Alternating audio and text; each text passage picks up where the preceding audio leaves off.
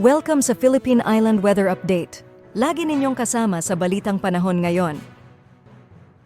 Patuloy pa rin umiiral ang northeast monsoon o amihan dito sa bahagi ng extreme northern Luzon kung saan ngayong araw ay dala pa rin ito yung maulap na kalangitan at mga pag-ulan sa bahagi ng Batanes at Cagayan. Samantala, yung Intertropical Convergence Zone naman or ITCZ ay nakakaapekto dito sa bahagi ng Mindanao kung saan ngayong araw ay magdadala din po ito ng mataas na tsansa ng mga pag-ulan, pagkilat at pagkulog lalong-lalo na yan sa silangang bahagi ng Mindanao. So pag-iingat po para sa ating mga kababayan dyan sa posibilidad ng mga pagbaha at pagguho ng lupa. Samantala, sa nalalabing bahagi naman ng ating bansa ay meron tayong mararanasan pa din ng mga isolated o yung mga biglaan at mga panandaliang pag-ulan, pagkilat at pagkulog dulot ng mga localized thunderstorms. At sa kasalukuyan ay wala tayong minomonitor or namamataan pa na bagyo or low pressure area na maaari makaapekto dito sa ating bansa.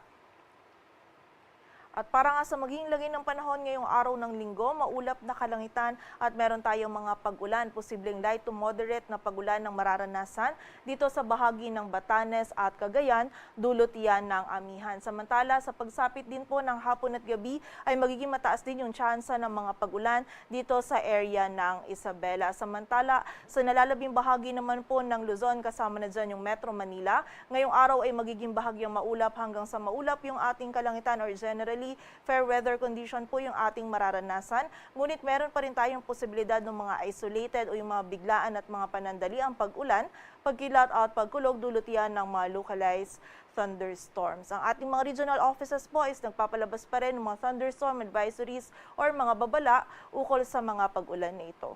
Agwat ng temperatura sa Metro Manila ay mula 23 to 33 degrees Celsius.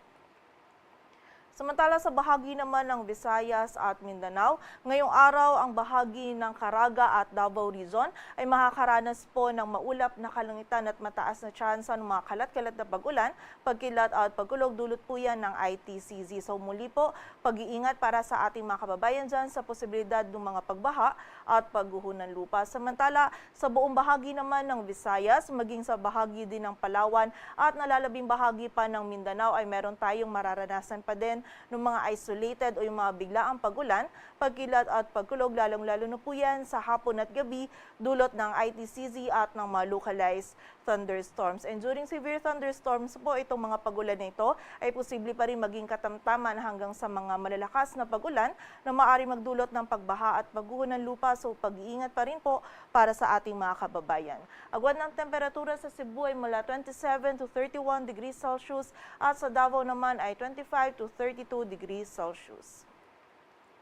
At sa kasalukuyan po, dahil sa northeast monsoon o amihan ay meron tayong nakataas na gale warning sa dagat baybayin po yan ng Batanes, northern portion ng Cagayan kasama ng Babuyan Islands, maging sa northern portion ng Ilocos Norte kung saan hindi po muna natin pinapayagang pumalaot yung mga kababayan nating mga isda pati na rin yung may mga maliliit na sasakyang pandagat.